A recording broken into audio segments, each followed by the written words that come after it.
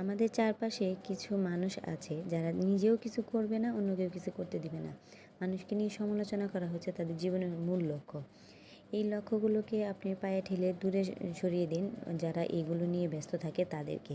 আমাদের চারপাশে দেখবেন কিছু মানুষ যে আপনি কি করতেছেন কি না করতেছেন, মানে আপনি বিনা পয়সায় কিছু চাকর রেখে দিলেন যে আপনার লাইফে ইন্টারফেয়ার করার জন্য।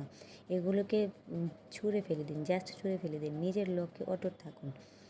আসলে যারা জীবনে কাজ নিয়ে কটূক্তি করে বাছবিচার করে তারা লাইফে কিছুই করতে পারে না।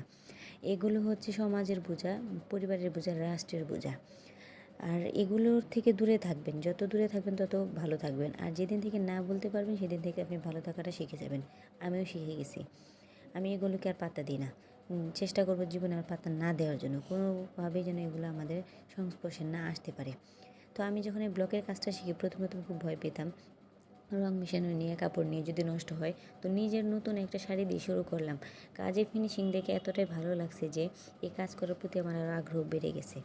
আমার কাছে মানে খুবই ভালো লাগে এই বিষয়গুলো, যে মানে একটা কাজ শেখার মধ্যে আপনি যেই জিনিসটা আনন্দ পাবেন সেই কাজটা করে কিন্তু মজা পাবেন। ফিনিশিংটাও কিন্তু আপনার ভেতর থেকে আসবে, মানে কাজটা ভালো লাগবে। বাধ্য হয়ে যে কাজটা করবেন এটা ফিনিশিংটাও ভালো আসবে না। তো ভালো থাকুন, সুস্থ থাকুন, আল্লাহ হাফিজ।